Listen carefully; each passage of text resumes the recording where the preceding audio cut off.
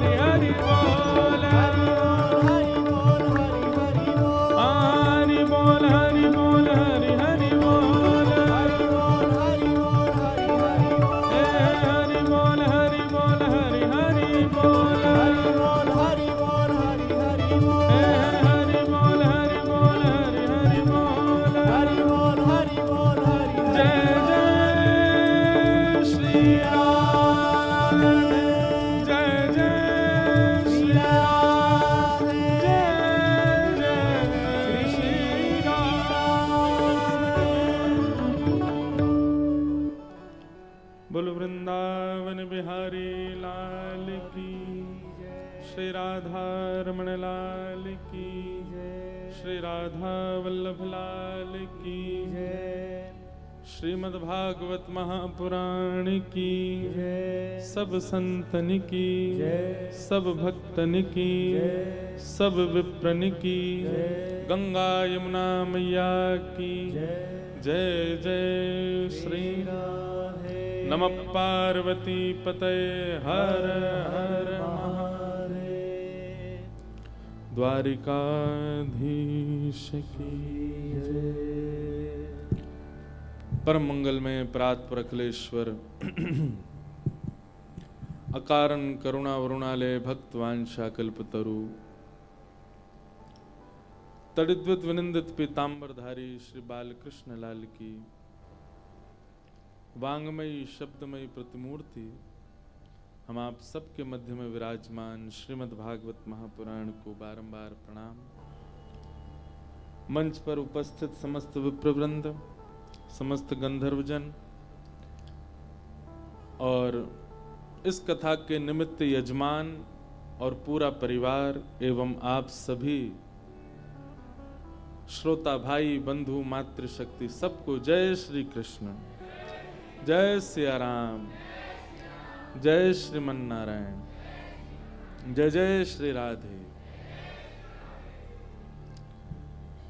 परम सौभाग्य, आज से यहाँ बिसौली में कथा का प्रारंभ हो रहा है। सर्वप्रथम तो हम व्यास मंच से आपको क्षमा मांगते हैं कि आज बहुत विलंब हुआ हमको आने में,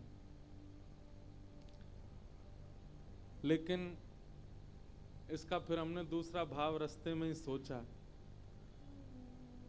यहाँ से अगली कथा करने जाएंगे, उस बीच में एक दिन है 21 तारीख। वैसे तो 21 को एक कार्यक्रम में मुझे पहुंचना है, पर हमने उसकी व्यवस्था कर ली। हम 12 बजे यहीं से ही हेलीकॉप्टर से चले जाएंगे, लेकिन 11 बजे तक 21 तारीख को कथा सुना के जाएंगे।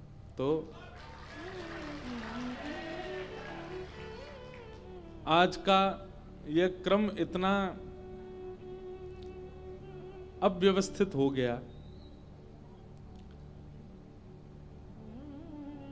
एक तो धीरे धीरे ठंड का समय आ रहा है, तो हवाई जहाजों का आना जाना भी विलंब से चल रहा है। बंबई से उड़े ही लेट, और फिर उड़े उतरने के लिए आए आगरा। आगरा है एयरफोर्स का एयरपोर्ट, तो वहाँ बेस कैंप है, इस वजह से प्रायोरिटी वहाँ के जहाज़ों को दी जाती है। तो हम 1.5 घंटा तो ऊपर ही घूमते रहे आगरा में। कुछ ट्रेनिंग चल रही थी या कुछ बड़े विमान आ रहे थे एयरफोर्स के, उसकी वजह से घूमते रहे ऊपर। फिर आगरा एयरपोर्ट में एक और नियम है कि आप एयरपोर्ट से रोड तक आपको गाड़ी अंदर लेने नहीं आ सकती, आपको एयरपोर्ट की गाड़ी से ही जाना पड़ता है बाहर। और वो एयरपोर्ट की गाड़ियां जब तक पूरी भर ना जाएं तब तक जाती नहीं। तो क्रम ऐसे ही बनते चले गए कि हर हाल में हमको विलंबित होना था। फिर आगरा से चले तो जय हो भैया, आप सब बदायूं बिसौली वाले, हाईवे तो है ही नहीं, एक ही रोड है। अब सिंगल रोड पर कितनी गाड़ी भागे, आप विश्वास नहीं मानेंगे, 250 किलोमीटर हम ही गाड़ी चला के आए हैं। क्योंकि हमारे जो अब ये सब क्रम बनते चले गए, जो हमारे वाहन चालक हैं उनके घर में कहीं ब्याह था तो वो वहां चले गए। फिर एक भैया थे, उनसे गाड़ी आगरा तक मंगाई, आगरा से खुद ही चला के लाए।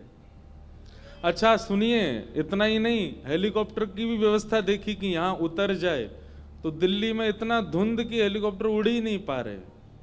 तो किसी भी योजना से समय पर पहुंच पाना असंभव ही हो रहा था।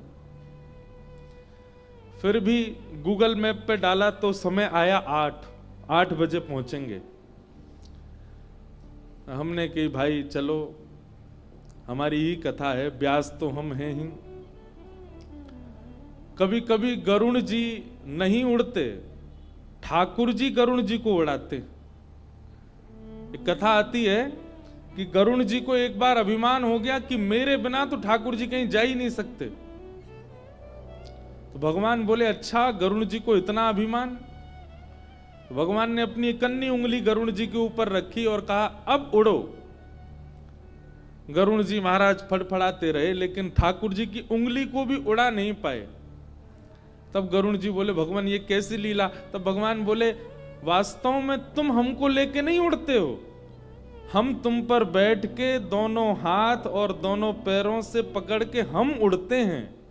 तुमको लगता है कि तुम उड़ रहे हो, पर वास्तव में हम उड़ाते हैं तुमको। तो आज वही हुआ। हमारे साथ जो दो भैया आए, ये दोनों कैसे बेचारे राम राम जपते आए हैं हमें ही पता है, लेकिन ये था कि आज कथा प्रारंभ तो करनी ही है, चाहे आप एक ही व्यक्ति बैठा होता तो भी हम कथा सुनाते। अब देखो, ताली वाली बात तो नहीं है कुछ भी। 1 बजे से कई लोग आकर के चले गए, 1 बजे का समय है कथा का, और अभी कितने बज रहे हैं? 7:15, और कई लोग तो 1 बजे से ही बैठे।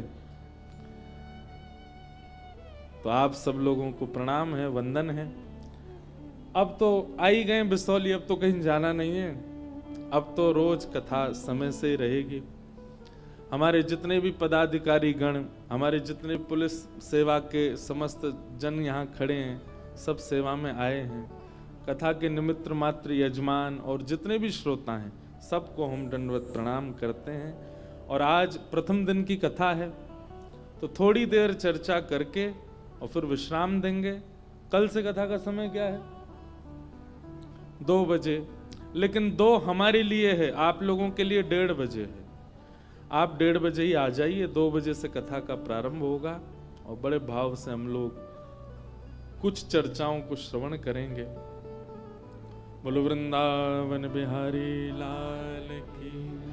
अब एक चीज सुन लें कि 20 को कथा विश्राम नहीं होगी, 21 को सुबह सुबह कथा होगी 9 बजे से 11:30 बजे तक, और उसके बाद हम यहाँ से प्रस्थान करेंगे। तो एक दिन और कथा होगी, इसलिए आप सब लोग आइएगा। महात्म की थोड़ी चर्चा हम लोग कर लें, 1-2 श्लोक सुन लें, एक प्रारंभ मात्र कर दें कथा का, और फिर कल से कथा का प्रवाह चलेगा। सच्चिदानंद रूपाय विश्वोत्पत्त्यादि हेतवे तापत्रय विनाशाय श्री कृष्णाय वयं नमः। सच्चिदानंद रूपाय। भगवान के 3 रूप हैं, सत्य, चैतन्य और आनंद। सबसे पहली बात है कि श्री ठाकुर जी सत्य स्वरूप हैं। बहुत ध्यान से सुनिएगा आप, ठाकुर जी सत्य हैं। मैं एक बात कथा में कहा करता हूं कि यदि कोई व्यक्ति सुबह शाम पूजा नहीं करता, मंगलवार के व्रत नहीं करता, सोमवार के व्रत नहीं करता, लेकिन वह व्यक्ति सत्य जरूर बोलता है, तो वो व्यक्ति भी किसी जपी से, किसी तपस्वी से, किसी योगी से कम नहीं है। बहुत ध्यानपूर्वक सुनिएगा हमारी बात। हम लोग व्रत उन चीजों का करते हैं जिन चीजों के हम आदी होते हैं। जैसे कि अन्न के हम आदी हैं, अन्न के बिना हम रह नहीं सकते, इसलिए हम उसका व्रत करते हैं। महीना में 1 दिन, महीना में 2 दिन, हफ्ते में 1 दिन हम व्रत करते हैं। उस अन्न का त्याग करके हम ठाकुर जी को ये बताते हैं कि नाथ देखो, हमने ये त्याग किया, अब इसके बदले हम पर आप कृपा करो। पर अब जैसे जैसे समय आगे बढ़ता जा रहा है, हमारी जरूरतें कुछ और हो चुकी हैं। आज अन्न का व्रत करना कोई बड़ी बात नहीं है। हम कथा में कहा करते हैं, व्रत करना है तो मोबाइल का करके दिखाओ। अन्न का व्रत करना बहुत सरल हो चुका है, पर फोन का व्रत करना बहुत कठिन है। अगर आपसे कहा जाए कि भाई आने वाली अब सोमवार को आपको व्रत करना है, लेकिन महादेव को प्रसन्न करने के लिए अन्न नहीं छोड़ना, एक दिन फोन नहीं चलाना, वो आपके लिए ज्यादा कठिन हो जाएगा। अन्न को आप त्याग सकते हो। ये अन्न का व्रत तो उस समय प्रारंभ हुआ था जब हमारा सर्वस्व अन्न ही था, जब सब कुछ नहीं था, केवल अन्न से ही हमारा गुजर बसर होता था। इसलिए अपने व्रतों को परिवर्तित कीजिए। जरूरी नहीं है कि आप अन्न का ही व्रत करो। आप महादेव के पास जाकर के महादेव से प्रणाम करके कहो, हे महादेव, आने वाले इतने सोमवार तक, अब देखो श्रावण तो चला गया, पर अब आगामी अगले वर्ष का जो श्रावण आए, हमारे कहे से एक काम कीजिएगा, जितने सोमवार श्रावण में आते हैं सारे सोमवारों में अपनी बुरी आदतों का व्रत कीजिए। हर सोमवार को ये नियम ले लीजिए, सोमवार हम क्रोध ही नहीं करेंगे, हमारा व्रत रहता है भाई, क्रोध नहीं आएगा चाहे कोई कितना ही बुरा करे। आप विश्वास माने, अन्न के व्रत से ज्यादा प्रभावशाली व्रत आपका माना जाएगा। और एक बार को हो सकता है कि अन्न के व्रत से भगवत प्रसन्नता नहीं हो, लेकिन क्रोध का व्रत करोगे तो श्री महादेव निश्चित प्रसन्न होंगे।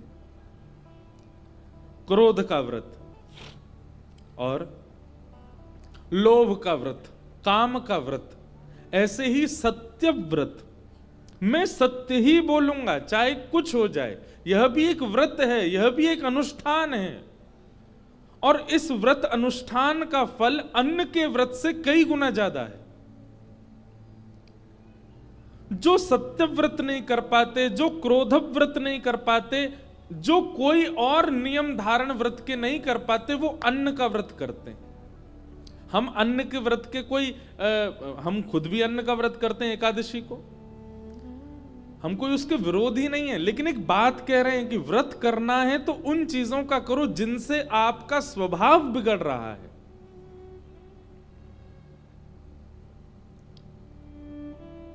व्रत ऐसा करो क्योंकि सत्य भगवान का स्वरूप है। हफ्ते में एक दिन ऐसा रखिए कि चाहे जो हो जाए, इस दिन असत्य बोलना ही नहीं, मजाक में भी नहीं बोलना। तो आप कहीं ना कहीं हिमालय के तपस्वी के बराबर तप ही कर रहे हो, क्योंकि आप एक दिन पूरा सत्य बोल रहे हो। संसार में हर व्यक्ति झूठ बोलता है, हर दिन बोलता है। व्यास मंच पर हम बैठे हैं, हमसे भी झूठ बोलता है। व्यास मंच पर नहीं बोलता, पर अपने व्यवहार में, अपने परिवार में, अपने मित्रता में, अपने सखी संबंधियों के साथ हमारा भी झूठ हो जाता है। लेकिन कोई एक ऐसा दिन हो, और एक बात याद रखिएगा, आप जिस दिन को चुनेंगे कि उस दिन हमको सत्य ही बोलना है, ठाकुर जी भी परीक्षा उसी दिन करेंगे। ऐसी कोई नीति बनाएंगे कि आपको सत्य बोलना ही पड़ेगा। आप सत्य से बचोगे ही, लेकिन याद रहिएगा, अपने अपने व्रत के प्रति निष्ठावान हो जाइएगा, चाहे जो हो जाए आप सत्य ही बोलो। एक कथा सुनाए, नामदेव जी महाराज हुए महाराष्ट्र में। नामदेव जी का एकादशी निष्ठा थी, मैं कथा में सुनाता हूं। वो एकादशी के दिन अन्न नहीं खाते थे, और खाना भी नहीं चाहिए, शास्त्र मना करते हैं। एकादशी व्रत करते थे, और केवल करते ही नहीं थे, नामदेव जी के आगे जो आ जाता था उस सबसे एकादशी करवाते थे। मान लीजिए आप घूमते घूमते नामदेव जी के आगे आ गए, और आप कहीं अन्न खा रहे हो और नामदेव जी ने आपको देख लिया, तुरंत हाथ पकड़ लेंगे, आपके हाथ में जो सामग्री होगी उसको दूर रख देंगे, बोले भैया आज एकादशी, आज अन्न नहीं खाओगे। और जब तक द्वादशी लग नहीं जाएगी आपके पीछे पीछे घूमेंगे कि कहीं ये अन्न ना खा ले। ऐसा नियम था उनका। एक दिन भगवान बोले नामदेव जी की परीक्षा ली जाए, और ठाकुर जी एक दीन हिंसा ब्राह्मण बनकर के आ गए, और एकादशी के दिन नामदेव जी के द्वार पर आकर के ठाकुर जी ऐसे गिर पड़े। नामदेव जी दौड़ करके गए, अरे ब्राह्मण देवता आए हैं, अरे कोई जल लेकर के आओ, अरे गृहिणी सुनो जल्दी इनकी सेवा करो। वो ब्राह्मण कहने लगा, अरे भैया नामदेव, मैं बहुत दिन से भूखा हूं, मुझे किसी ने कहा इस नगर में तुम ही वैष्णव हो, कृपा करके मुझे कुछ खिला दो ना, अन्न खिला दो, मुझे बहुत भूख लगी है। नामदेव जी बोले क्षमा करना भगवान, आज तो एकादशी है। अब वो ब्राह्मण कहने लगा, अरे तुमको एकादशी की पड़ी है? मैं पिछले कितने दिनों से अन्न नहीं पाया मैंने, मेरे प्राण निकलने वाले हैं, इस समय अन्न ही मेरे प्राण हैं, तुम यदि अन्न नहीं खिलाओगे तो मैं मर जाऊंगा। नामदेव जी महाराज बोले, भगवान केला खा लो, सेब खा लो, दूध पी लो, पर अन्न नहीं खिलाऊंगा, आज एकादशी है। और मेरे प्राण निकल गए तो?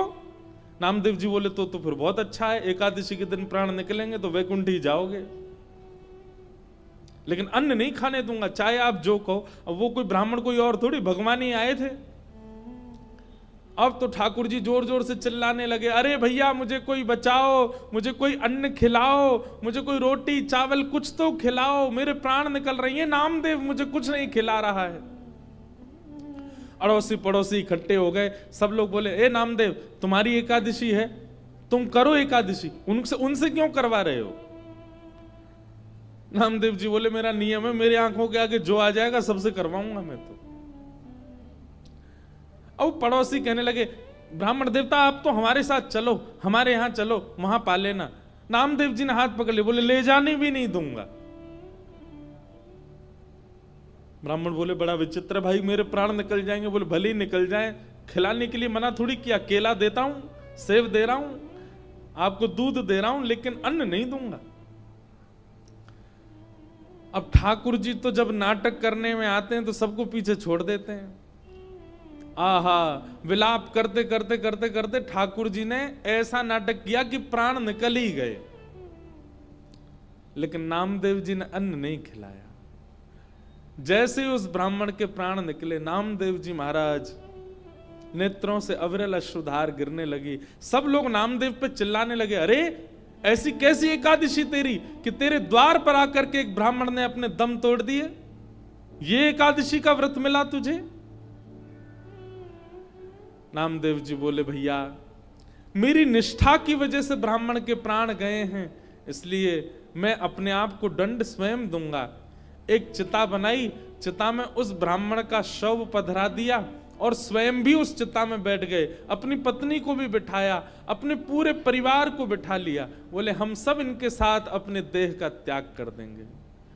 जैसे ही चिता में अग्नि प्रज्वलित हुई, वो ब्राह्मण का शव उठ करके खड़ा हो गया, शंख चक्र गदा पद्मधारी श्रीमन नारायण प्रकट हो गए और नामदेव को चिता से उछाल करके बाहर ले आए, हृदय से लगा लिया। अरे मेरे नामदेव, अरे मेरे नामा, ये कोई ब्राह्मण नहीं था, ये तो मैं ही आया था तुम्हारे व्रत की परीक्षा लेने के लिए। मान गए तुम्हारी निष्ठा को। बंधुओं, नियम करना बड़ी बात नहीं है। कई लोग नियम का पालन करते हैं। कई लोगों का नियम है, सुबह 4 बजे उठेंगे, उठ करके स्नान करेंगे, हनुमान जी का चोला चढ़ाएंगे, शंकर जी का अभिषेक करेंगे, आदि आदि जो भी उनके नियम करना बड़ी बात नहीं है, पर नियम कितनी निष्ठा से किया जा रहा है ये बड़ी बात है। वो आपका डेली रूटीन की तरह नहीं होना चाहिए, वो निष्ठा के साथ होना चाहिए, उत्सुकता के साथ होना चाहिए। तो भगवान का स्वरूप है सत्य। अगर व्यक्ति बहुत कुछ नियम नहीं करता लेकिन सत्य का आचरण करता है तो वह व्यक्ति भी एक धार्मिक व्यक्ति माना जाएगा। क्यों? क्योंकि सत्य भगवान का स्वरूप है। कोई व्यक्ति नित्य मंदिर नहीं जाता परंतु नित्य सत्य बोलता है तो वो व्यक्ति धार्मिक है। अच्छा, एक और बात, सत्य के भी एक पैमाने होते हैं। कहां बोलना चाहिए, कितना बोलना चाहिए, कैसा बोलना चाहिए, यह भी पता होना चाहिए। कई बार कई सत्य अच्छे नहीं होते, कई सत्य अच्छे नहीं होते। कोई कसाई जीव को मारने के लिए जा रहा है और जीव आपके सामने से ही गया है। कसाई आकर के आपसे पूछे कि आपने उस जानवर को देखा, आप सत्य बोलोगे? सत्य बोल दोगे तो एक के प्राण चले जाएंगे। तो कहीं कहीं प्राण की रक्षा के लिए, कहीं कहीं किसी की कुशलता के लिए सत्य नहीं भी बोलना चाहिए, परंतु यह आपको कौन सिखाएगा? ये सत्संग सिखाएगा। ये विवेक बुद्धि आपको सत्संग कथा प्रदान करेगी कि कहां, कब, कैसे, क्या, कितना बोलना है, पर सत्य का आचरण। तो सत्य भगवान का स्वरूप, दूसरा चैतन्य भगवान का स्वरूप है। बंधुओं, विश्व में सब जगह परमात्मा जड़ दिखाई देते हैं, मूर्ति में दिखाई देंगे, धातु में दिखाई देंगे, पत्थर में दिखाई देंगे, परंतु वो दिख रहे हैं हमको, है नहीं। वो वास्तव में चैतन्य है, हमारी तरह है। हमारी तरह उनको भी सर्दी लगती है, उनको भी गर्मी लगती है, उनके भी हाथ पांव सीधे होते हैं, वह भी एक रूप में रहते हैं। हमारी बुद्धि जड़ है, इसलिए परमात्मा जड़ दिखाई दे रहा है। मीराबाई की बुद्धि चैतन्य हो गई थी, इसलिए जहां देखती थी वहीं उनको परमात्मा दिखते थे। सूरदास की बुद्धि चैतन्य हो चुकी थी, नेत्र ना होने के बाद भी उनको परमात्मा दिखते थे। वास्तव में कथा सुनने का पर्पस क्या है? कथा सुनने का उद्देश्य क्या है? हमारी जड़ बुद्धि चैतन्य हो जाए। महाराज, जड़ बुद्धि चैतन्य हो जाएगी ना, तो जित देखूं उतित श्याममयी है। जिसको देखोगे उसमें ठाकुर जी का अनुभव होने लग जाएगा। और जड़ बुद्धि का स्वरूप क्या है कि ठाकुर जी में भी दोष दिखने लग जाए, तो ये समझो यही जड़ बुद्धि है। और निर्जड़ बुद्धि कौन सी है? सामान्य व्यक्ति को देख करके भी उसमें ठाकुर जी का अनुभव होने लग जाए, यही जड़ शून्य बुद्धि है। कथा का उद्देश्य जड़ शून्य बनाना है बुद्धि को, जड़ युक्त नहीं। 7वें दिन, और अब तो उल्टा हो गया, अब 8वें दिन कथा। वैसे हम पता कितने 2, 3, 4 साल बाद करीब 8 दिन की कथा करेंगे। अभी समय ही नहीं रहता तो 7 ही दिन का करते हैं, परंतु आज का विलंब होना बिसौली के लिए बोनस हो गया। हम रास्ता में बात करते आ रहे पंडित जी से, मैंने कहा कहीं से पंखा भेज दो, मेरी गाड़ी उड़ के आ जाए, पहुंच जाऊं। फिर अंत में हमने कहा भाई एक काम करो, 21 को हमको 1 बजे तक एक स्थान पर पहुंचना है, तो यहीं से उड़ के चले जाएंगे, लेकिन 21 को कथा सुना के जाएंगे। तो यह भी एक आनंद है। 8 दिन बाद आपकी दृष्टि परिवर्तित होनी चाहिए। जैसी आज है वैसी ही 8वें दिन भी है, जैसा स्वभाव आज है वैसा ही 8वें दिन भी है, जैसी बोली चाली आज है वैसी 8वें दिन भी है। तो निश्चित मानिए आपने समय को व्यर्थ किया। आप रमेश हो, आप रमेश हो, आप मुकेश हो, जो भी यहां बैठे हो, आज जैसे हो 8वें दिन वैसे नहीं होने चाहिए। आपके अंदर सरलता जन्म ले, आपके अंदर दीनता आवे, आपके अंदर दैन्य भाव आवे, आपके अंदर पहले से अति प्रेम आ जाए, तो समझो कथा को आपने सुना। आज जितना क्रोध है उतना कथा सुनने के बाद भी है, आज जितना लोभ है उतना कथा सुनने के बाद भी है, तो फिर काय बात की कथा? अरे भाई, औषधि लेने के बाद तो रोग दूर होना चाहिए। औषधि लेने के बाद भी रोग दूर नहीं हो रहा है, इसका मतलब क्या है? या तो औषधि एक्सपायर हो चुकी है, या फिर औषधि लेने वाला व्यक्ति नियम का पालन नहीं कर रहा है।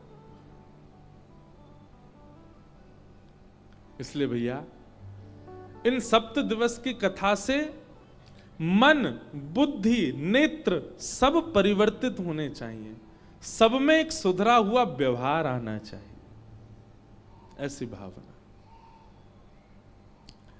सच्चिदानंद रूपाय, भगवान का सत्य स्वरूप है। दूसरा स्वरूप ठाकुर जी का चैतन्य है।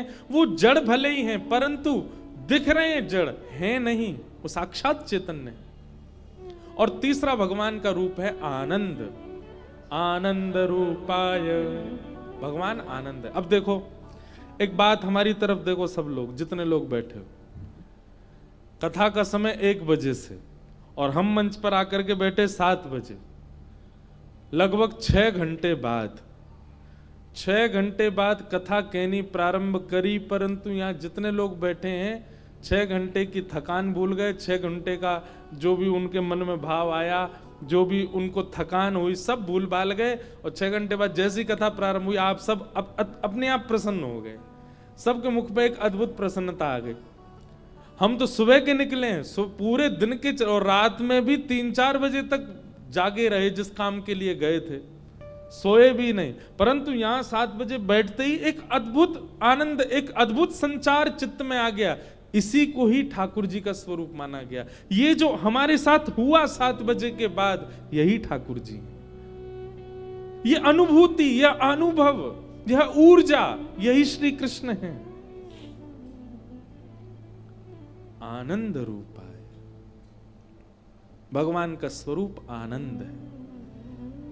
इसीलिए चौथे दिन गाया जाता है, हाथी दीने घोड़ा दीने और दीन पालकी, बालकन को लाडू पेड़ा बूढ़िन को लापसी, नंद घरानंद भयो जय कन्हैया। अभी यही भाव है कि बिसौली में आनंद भयो और आगामी 7 दिन के लिए आनंद भयो। अब यहां आनंद ही आनंद होगा। आपकी जितनी चिंताएं हैं, आपके जितने विषाद हैं, सब भूल जाएंगे जब आप कथा में आएंगे। भले ही बाहर याद रहें, पर यहां जब कथा सुनने लग जाएंगे, सब निश्चित है कि आप भूल जाओगे। किस स्थिति में आ जाओगे? आनंद। और वही आनंद श्री कृष्ण है, वही आनंद परमात्मा। तो भगवान के 3 स्वरूप हैं, सत्य, चैतन्य और आनंद। सच्चिदानंद रूपाय, 3 भगवान के काम हैं। क्या? उत्पत्ति करना, विश्व की पालन करना और संहार करना। और 3 भगवान के स्वभाव हैं। क्या? तापत्रय विनाशाय, आदिदैविक, आदिभौतिक, आध्यात्मिक, तीनों तापों का जो विनाश कर देते हैं। ऐसे श्री कृष्णाय वयम नमः। कोई तन दुखी, कोई मन दुखी, कोई धन बिन रहत उदास, थोड़े थोड़े सब दुखी, सुखी राम के दास। कोई तन से परेशान है, बीमारियां लगी हैं। कोई धन से परेशान है कि धन ही नहीं है। किसी का तन भी सुखी है, किसी पे धन भी बहुत है, लेकिन वो अपने मन से ही परेशान है। कई लोग आपने देखे बहुत धनवान है, शरीर भी बढ़िया है, फिर भी मुख पे मुस्कान नहीं है उनके। क्यों? मन से दुखी है। थोड़े थोड़े सब दुखी, सब दुखी है संसार में, केवल एक सुखी है। कौन? सुखी राम के दास, सुखी कृष्ण के दास। जो राम कृष्ण भजते हैं वही सबसे ज्यादा सुखी है, वही सबसे ज्यादा प्रसन्न है।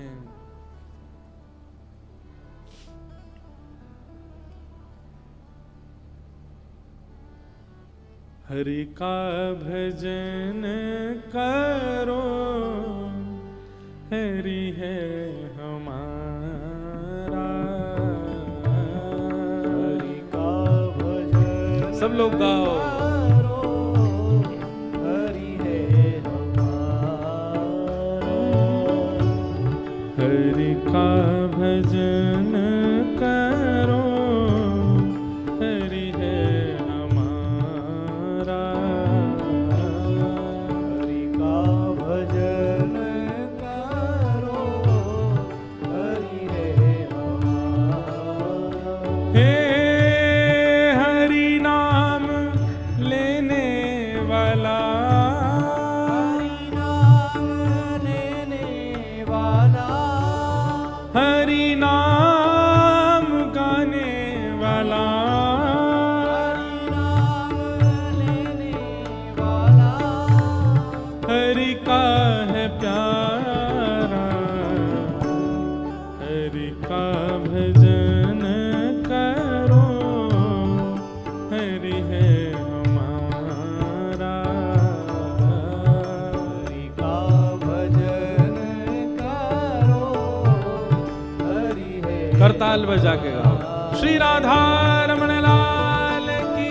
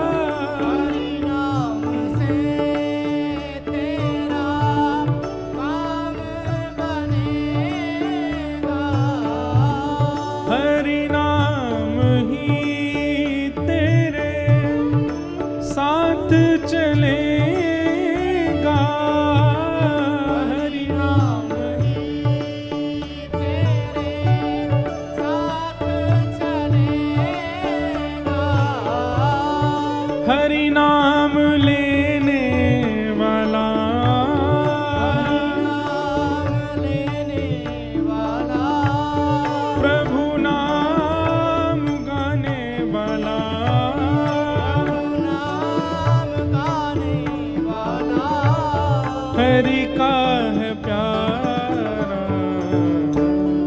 हरि का भजन करो, हरि है हमारा।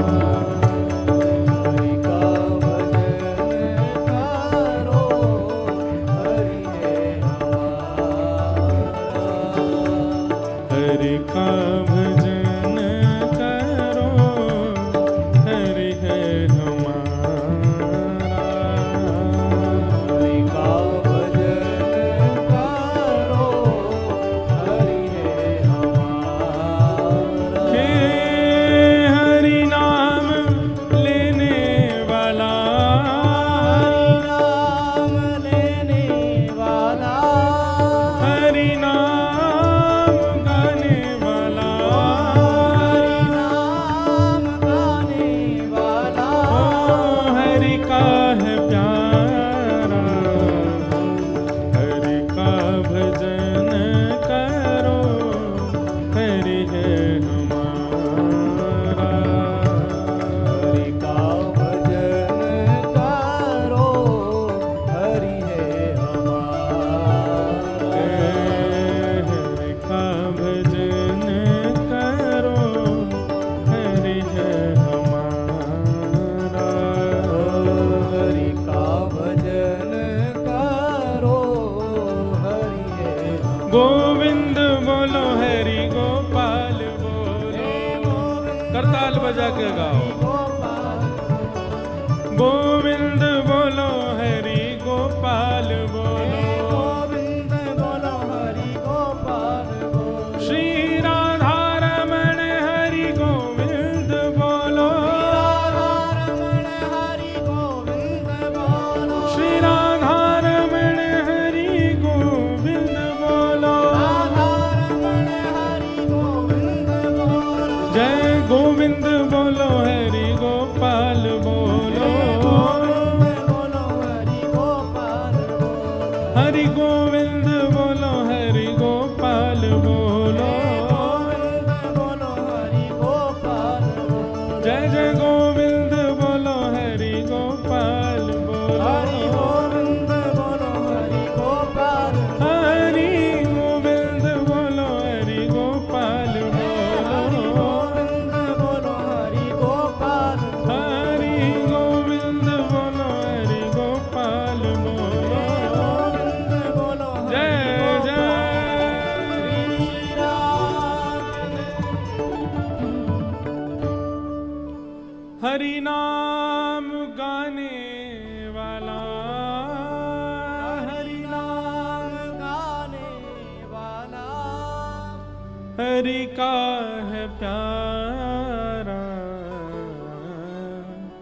हरि का भजन करो, हरि है हमारा। हरि का भजन करो, हरि है हमारा। हरि स्मृति सर्व विपद विमोक्षणम। ऐसे हरि जो त्रिकालाबाधिक हैं, सत्य, चैतन्य और आनंद, जिनके कर्म उत्पत्ति, पालन और प्रलय, जिनका स्वभाव आदिदैविक, आदि भौतिक, आध्यात्मिक तापों से ग्रसित को प्रसन्न करना, ऐसे श्री कृष्ण को हम बारंबार प्रणाम करते हैं। आज भागवत जी का महात्म है। महात्म का मतलब क्या होता है? महत्व। तो जो 8 दिन की कथा होती है उसमें विशेष रूप से कथा तो दूसरे दिन से ही शुरू होती है, पहले दिन महात्म होता है। मतलब हमारे सप्ताह जो काउंट होंगे वो कल से होंगे। आज प्रथम दिन केवल महात्म है। अगर 7 दिन की कथा होती है तो महात्म और प्रथम दिन दोनों पहले दिन ही करने होते हैं, तो फिर 7 दिन में कथा होती है। महात्म की थोड़ी चर्चा बस प्रारंभ मात्र करके फिर कथा को विराम देते हैं। भक्ति महारानी के 2 पुत्र हैं, ज्ञान और वैराग्य। भक्ति सबके चित्त में है, भक्ति सबके अंदर होती है, परंतु कोई भी व्यक्ति ज्ञान और वैराग्य के आदि नहीं होते। इस पंडाल में भी, बिसौली में, बदायूं में, बरेली में, आसपास के क्षेत्रों में भक्तों की गिनती यदि करोगे तो लाखों में हो जाएगी, परंतु ज्ञानियों की गिनती करोगे, वैरागियों की गिनती करोगे तो शायद उंगली में गिन पाओ, इतने ही मिलेंगे। बहुत ध्यानपूर्वक सुनिएगा। और जबकि भक्ति के ही ये दोनों पुत्र हैं, ज्ञान और वैराग्य।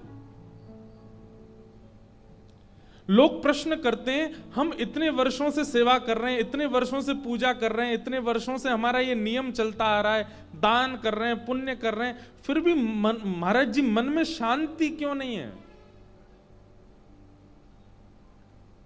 आप भक्ति तो कर रहे हो, पर भक्ति के दो पुत्र ज्ञान और वैराग्य को त्याग रखा है। और जब पुत्र ही नहीं होंगे तो मां प्रसन्न कैसे रह सकती है, या मां प्रसन्न कैसे रख सकती है? भक्ति के ये दो पुत्र हैं, ज्ञान और वैराग्य, इनको जीवन में स्थान देना अति अनिवार्य है।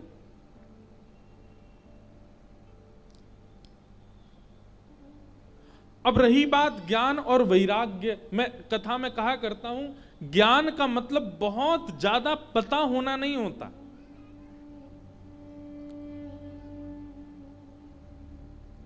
एक बात बहुत ध्यान से सुनिएगा, रसोई घर में मिर्च भी है, हल्दी भी है, धनिया पाउडर भी है, जीरा भी है, राई भी है। ये सब मुझे इसलिए पता क्योंकि हम पे भी भोजन बनाना आता है। हींग भी है और तेज पत्ता भी है, घी भी है, तेल भी है, घिया भी है, टमाटर भी है, आलू भी है, सारी सामग्री हैं, लेकिन बनाना भोजन नहीं आता। उसका क्या फायदा?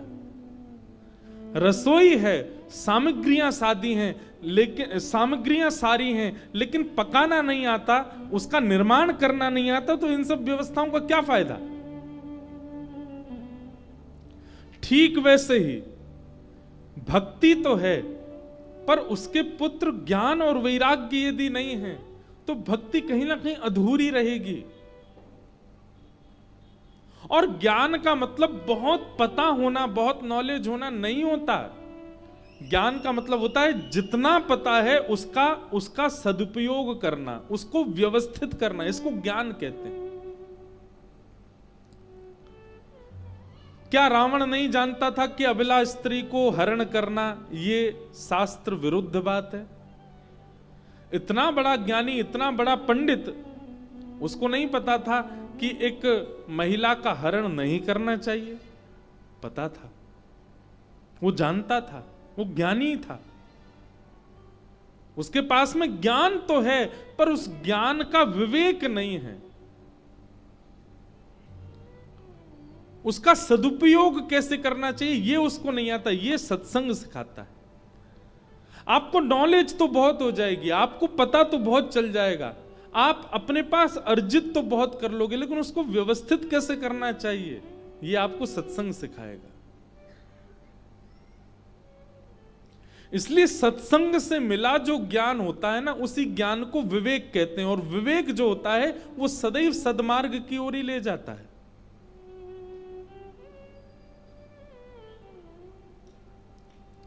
इसलिए भक्ति तो हमारे चित्त में है, पर उसके पुत्र ज्ञान को भी लाइए, उसके दूसरे पुत्र वैराग्य को। अब वैराग्य का मतलब क्या है?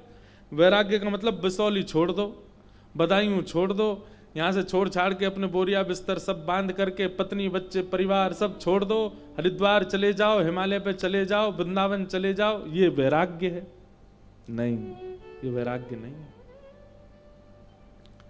वैराग्य का मतलब शरीर से सबका त्याग करना नहीं होता है।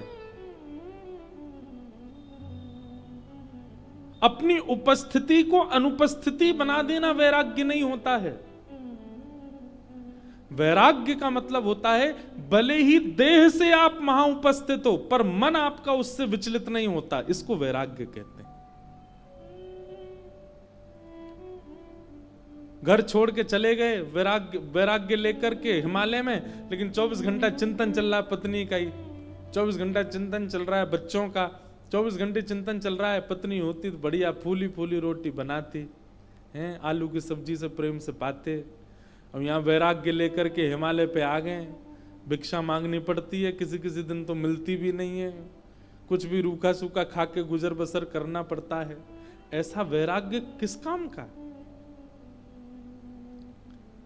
एक बात याद रखिएगा, ग्रह त्याग करके वैराग्य कोई एक दो ही कर पाते हैं।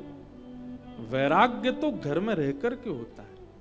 और वैराग्य का मतलब क्या है? सबके बीच रहते हुए भी, सारे संबंध नियम निभाते हुए भी किसी के प्रति आसक्ति ना रखना, इसको वैराग्य कहते हैं। यह मूल वैराग्य है।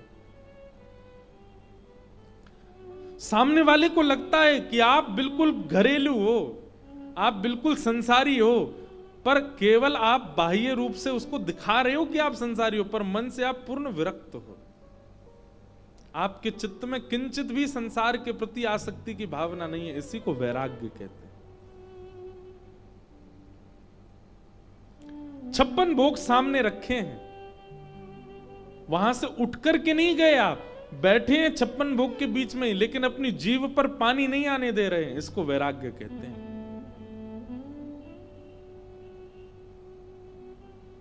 वैराग्य का मतलब वस्तु का त्याग नहीं, वैराग्य का मतलब वस्तु के प्रति इच्छा का त्याग, उसको वैराग्य कहते हैं। और ये वैराग्य भक्ति के दूसरे पुत्र हैं। तो ज्ञान और वैराग्य के बिना भक्ति के मार्ग पर यदि आप हैं, भक्ति प्रधान है, भक्ति सर्वस्व है, पर कहीं ना कहीं ज्ञान और वैराग्य भी साथ होंगे तो भक्ति पुष्ट होगी, भक्ति आपको प्रसन्न करेगी, भक्ति आपको सम बना देगी। नहीं तो आप विचलित ही रहोगे। कितने भी नियम कर लो, कितनी भी कथाएं सुन लो, कितनी भी भक्ति कर लो, ज्ञान यानी कि विवेक, वैराग्य यानी कि आसक्ति नष्ट नहीं हुई है, तो भक्ति से आप कभी प्रसन्न नहीं रह पाओगे।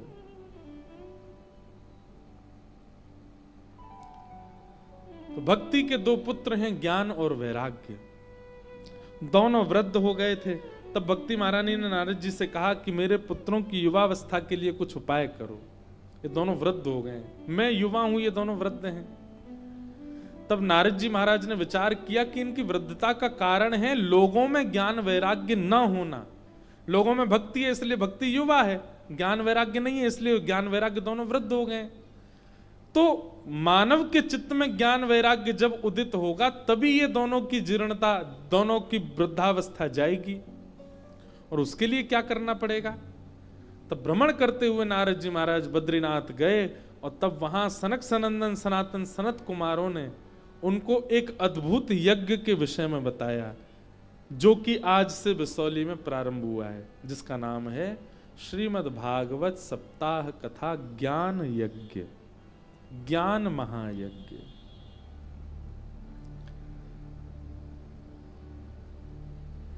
सनत कुमारों ने कहा, नारद जी यदि आप ज्ञान वैराग्य की वृद्धावस्था को दूर करना चाहते हैं तो उसके लिए एक ही उपाय है। क्या?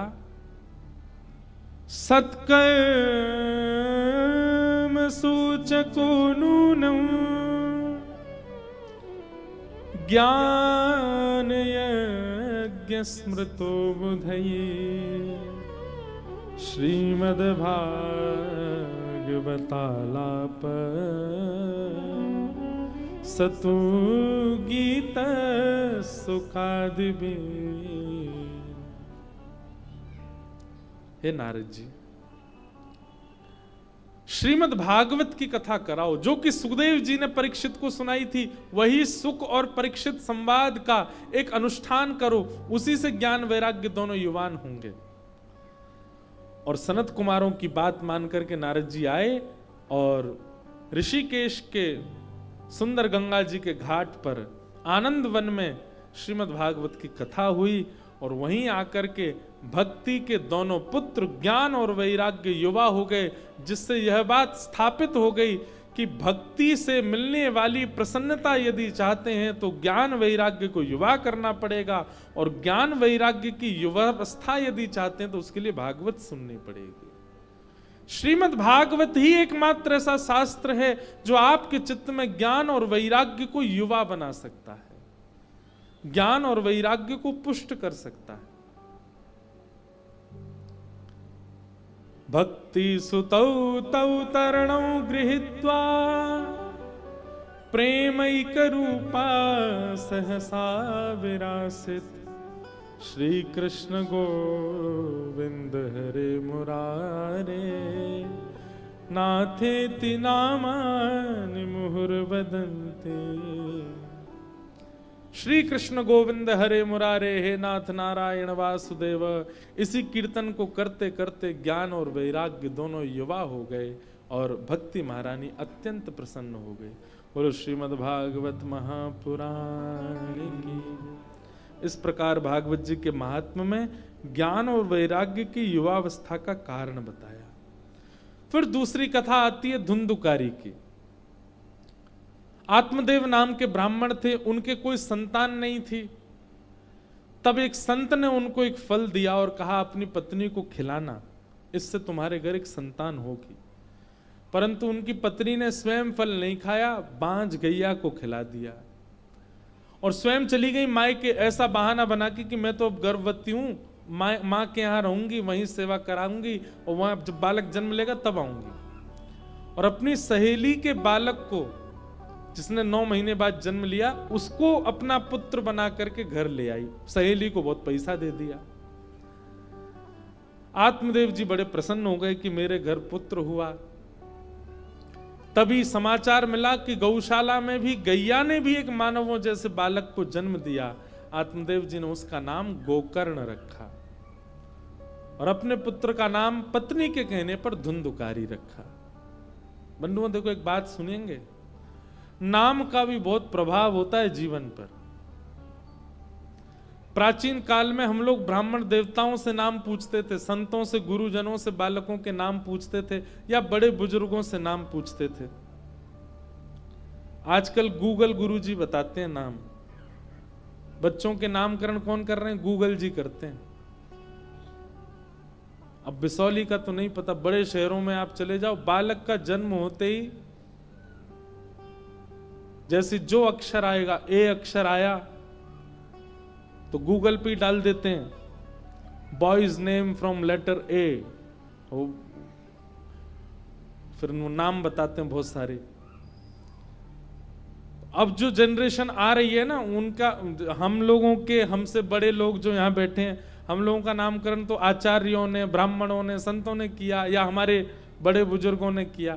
पर अब जो जनरेशन आ रही है उनका नामकरण गूगल गुरुजी करते हैं। इसीलिए वो 3 साल के होते ही उनको वही चाहिए, इंटरनेट ही चाहिए, वो अपने गुरुजी के पास ही भागते हैं, फोन ही चाहिए उनको।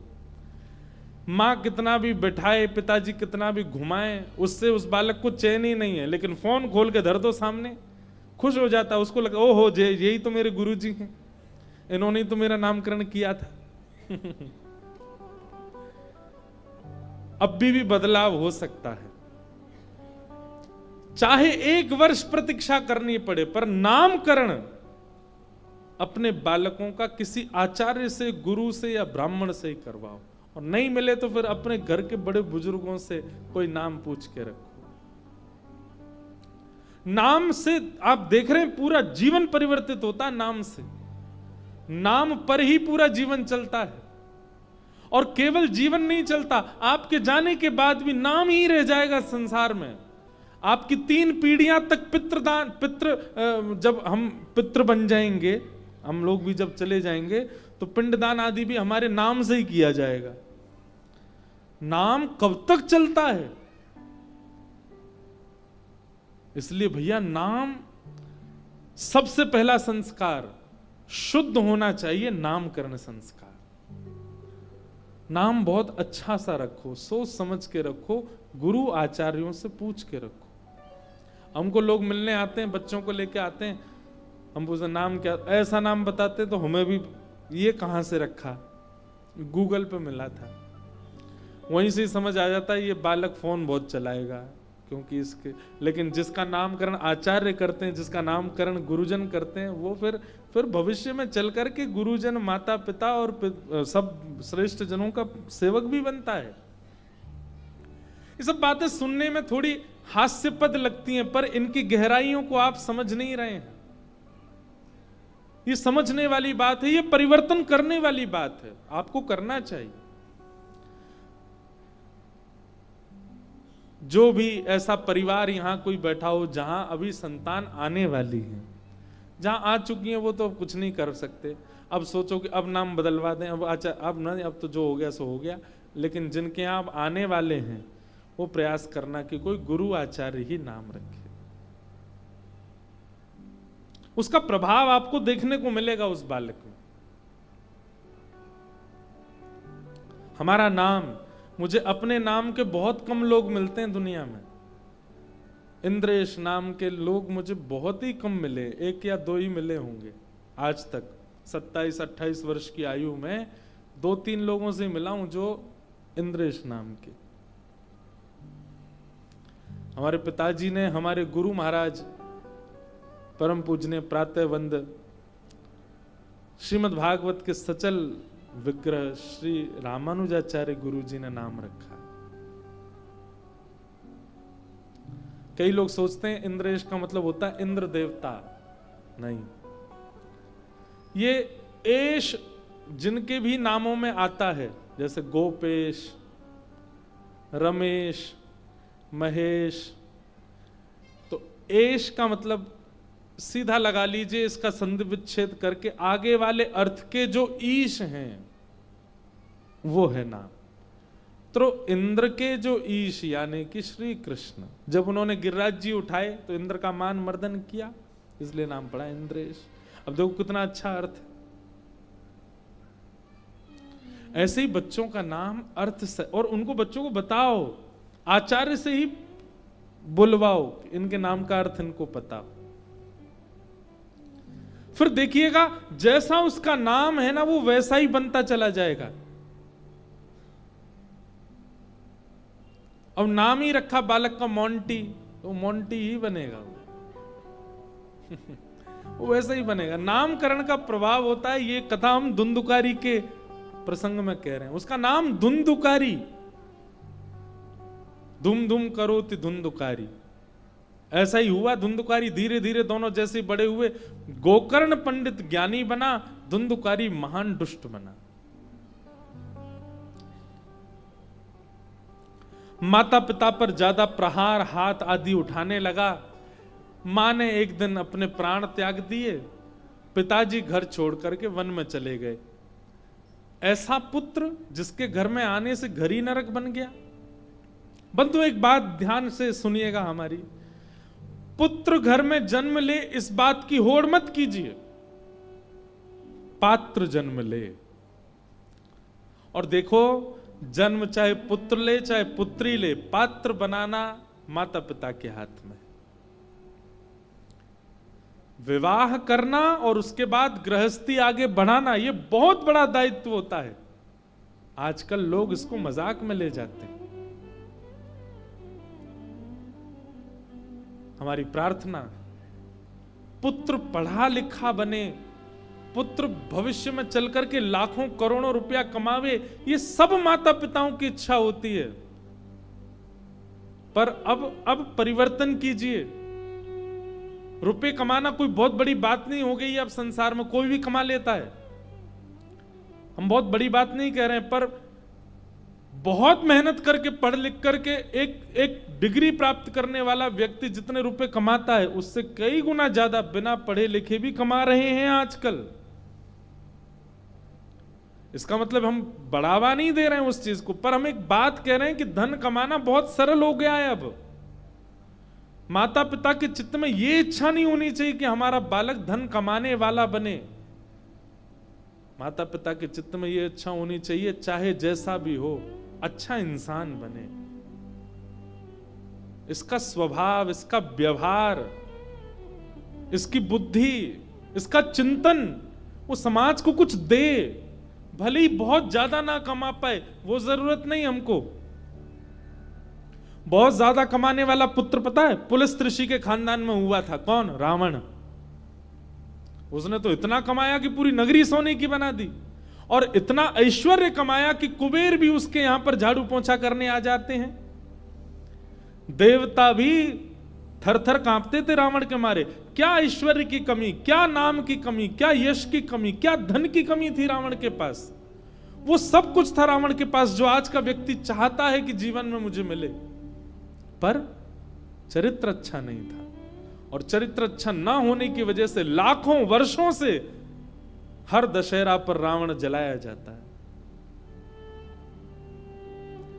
इसलिए भैया माता, ओ भैया आज तो हम अभी पीछे ही लुढ़कते। व्यासपीठ कह रही हैं कि अब समय पूरा हो गया, 8 बज गए, हम तो 1 बजे से प्रतीक्षा कर रहे हैं। तो हम एक बात कह के अपनी बात पूरी करें कि माता पिता ये संकल्प लीजिए कि हमारी पुत्री या पुत्र एजुकेशन में आगे जाए, खूब बढ़िया स्कूल कॉलेज यूनिवर्सिटी में पढ़े, अच्छी बात, लेकिन नहीं बन पाए एजुकेशन में आगे, नहीं पढ़ पाए अच्छी यूनिवर्सिटी कॉलेज में, तो कम से कम अच्छा इंसान बने, व्यक्तित्व अच्छा हो उसका। अरे बड़े बड़े शहरों में तो एक गलत चीज सिखाई जा रही है, पता है क्या? बच्चों को बोलते हैं चतुर नहीं बनोगे तो संसार तुम्हारा फायदा उठा लेगी, तुम चंट चालाक नहीं होगे। अरे कितने विवाह टूट रहे हैं, किस लिए? क्यों विवाह नहीं करना उससे? वो लड़की बहुत सीधी है, इतनी सीधी लड़की नहीं चाहिए हमको, उस लड़के से विवाह क्यों? अरे नहीं, बहुत ज्यादा ही सरल है। ये कलयुग का प्रभाव है कि आपको सीधे लोग, सच्चे लोग, सरल लोग, सहज लोग अच्छे नहीं लग रहे हैं। अब ये लगता है कि संसार में रहने के लिए चतुर होना बहुत जरूरी है, स्मार्ट होना बहुत जरूरी है। एक बात हमारी बहुत ध्यान से सुनिएगा और इसी बात के साथ आज की कथा को विराम देंगे। जितने चतुर बनोगे, जितने स्मार्ट बनोगे, जितने ज्यादा बुद्धिमान और जितने ज्यादा संसार की हर चीज को जानने वाले बन जाओगे, आप संसार के प्रिय बन जाओगे। लेकिन आप जितने सरल, जितने सहज, जितने प्रिय, जितने डाउन टू अर्थ, जितने दीन बनोगे, उतने ज्यादा ठाकुर जी के प्रिय रहोगे। आपके हाथ में संसार का प्रिय बनना है कि ठाकुर जी का। संसार उसी से प्रेम करता है जो बहुत चतुर है, लेकिन ठाकुर जी उसी से प्रेम करते हैं जो बहुत भोला है, बहुत सरल है, बहुत सहज है। आप कहते हैं कि भाई चतुराई बहुत जरूरी, नहीं तो संसार आपका दुरुपयोग कर। अरे आप सरल बन के तो देखो, कोई आपके साथ छल करने आएगा तो ठाकुर जी आड़े आ जाएंगे सामने, ये सीधा है, इसका तुम दुरुपयोग थोड़ी कर सकते हो, हम साथ खड़े। इसलिए भैया हमारे बालक एक व्यक्ति अच्छे बने, ऐसा प्रयास करो। धुंधुकारी की वजह से गोकर्ण जी आत्मदेव जी वन में चले गए, गोकर्ण जी ने ज्ञान उपदेश किया, धुंधुकारी मर करके प्रेत बना। माता पिता से बैर करने वाला बालक निश्चित है कि वो प्रेत बनेगा। भूत बनने के भी कुछ लक्षण हैं, कल की कथा में बताएंगे हम। ऐसे कौन कौन से कर्म हैं जिनको करने से व्यक्ति मरने के बाद चाहे लाख कोशिश कर ली हो लेकिन वो भूत ही बनेगा। उनमें से एक लक्षण आज ही सुन लो, जो माता पिता पर कभी दुर्वचन बोल चुका है, जो माता पिता को कभी अपना अनहित चाहने वाले समझ करके उनके प्रति दुर्भाव रख चुका है। एक बात कहें, इस कलिकाल में कई जगह ऐसा भी देखने को मिला है कि माता पिता ने कुछ किया ऐसा जिसकी वजह से बालक के साथ अनित हुआ, परंतु फिर भी माता पिता ने ही कृपा करके आपको इस संसार में भेजा है। इसलिए कहीं ना कहीं आप उनके ऋणी हो, चाहे वो आपको उतनी प्रायोरिटी ना दें, फिर भी उनके प्रति कभी दुर्भाव आपके चित्त में नहीं आना चाहिए, नहीं तो मृत्यु के पश्चात थोड़ी देर के लिए सही प्रेत बनना पड़ेगा। और धुंधुकारी के साथ वही हो, धुंधुकारी ने तो बहुत कुछ किया था जिसकी वजह से वो प्रेत बने। गोकर्ण जी महाराज ने अनेक प्रयास किए लेकिन धुंधुकारी प्रेत योनि से मुक्त नहीं हुए। तब सूर्य भगवान ने गोकर्ण जी महाराज को कहा, इतना भयानक प्रेत योनि में पड़ा हुआ व्यक्ति भी मुक्त हो सकता है केवल एक उपाय से। किससे? भागवत की कथा से। श्रीमद् भागवत की कथा, आपको लग रहा है कि यहां कल से इतने लोग कथा बिसौली के सुनेंगे, बदायूं के सुनेंगे, बरेली के आके सुनेंगे, पर नहीं। ये जितना रिक्त स्थान है, जितनी भी खाली वायु स्थान, यहां कितनी प्रेतात्माएं, कितने कितने छोटे छोटे जीव हमारे व्यास मंच में बैठते ही यहां विराजमान हो गए होंगे, जो ना जाने कब से प्रतीक्षा कर रहे थे कि कब यहां कथा हो और कब हम उस कथा को सुनकर के मुक्त हो जाएं। इस सप्ताह यज्ञ से जीवित मानव का कल्याण तो होता ही है, परंतु जो जीवित नहीं है और कितने जन्मों से ना जाने प्रेत योनियों में पड़े हैं, वह भी मुक्त होते हैं। हमने तो कितनी बार कथाओं में अनुभव किया है, प्रेत योनि से मुक्त होते हुए अनुभव किया है। केवल यहां जीवित लोग नहीं, ना जाने कितनी अचेतन अदृश्य जीवात्माएं भी इस कथा पंडाल में होंगी, जो कथा सुन रही होंगी, और 7 दिन बाद वो मुक्त हो जाएंगे। भागवत जी में वर्णन है इस बात का। भागवत जी की कथा होते ही धुंधकारी प्रेत योनि से मुक्त होकर के भगवत धाम को प्रस्थान कर गए। बोलो श्रीमद् भागवत महापुराण की। इस प्रकार भागवत जी का महात्म्य सुनाया गया। उन महात्मा को हम प्रणाम करते हैं और पुनश्च आज प्रथम दिन बहुत विलंब से आने के लिए फिर क्षमा प्रार्थी हैं। कल से कथा आप 1:30 बजे आकर के विराजमान हो जाएं, 2 बजे से 5 साढ़े 5 बजे तक, और अगर हमारा मन ज्यादा ही लग गया तो 6-7 बजे तक भी चल सकती है। तो कथा का क्रम चलेगा, खूब भाव से आप सब लोग श्रवण करो। जय राधे राधे राधे गोविंद राधे राधे राधे गोविंद राधे राधे राधे गोविंद राधे राधे राधे गोविंद राधे गोपाल राधे गोविंद राधे गोपाल राधे गोविंद राधे गोपाल राधे गोविंद राधे गोपाल राधे। एक बात और, हमारे हर कथा में प्यारे श्री गिरधर लाल जी भी संग आते हैं। उनके दर्शन का समय होता है सुबह 11 से 12 कथा से पहले, परंतु कल अवकाश में हैं लाल जी, कल सबसे नहीं मिले। परसों से लाल जी के दर्शन होंगे, तो इसलिए कल आप सब लोग कथा में ही आना। परसों से फिर सुबह 11 से 12 लाल जी के दर्शन भी होंगे।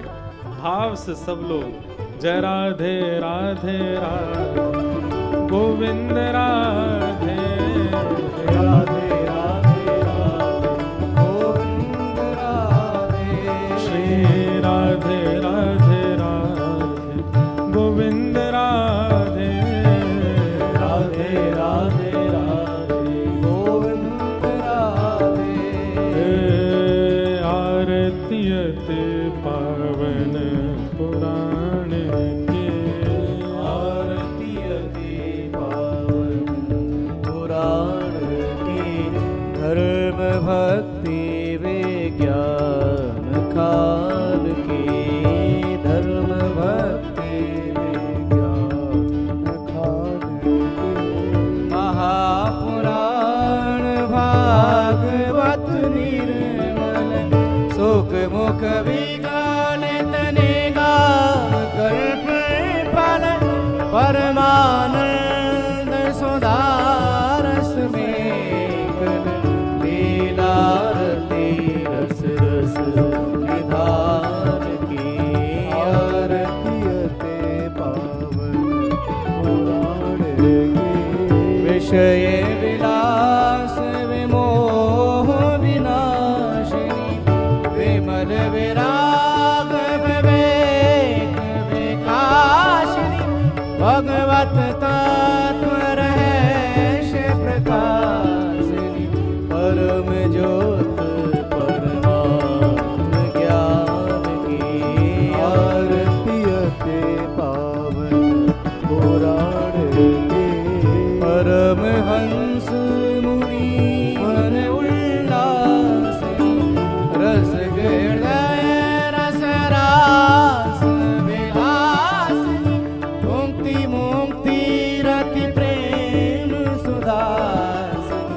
कथा कीर्तन पिए सुजान की धर्म भक्त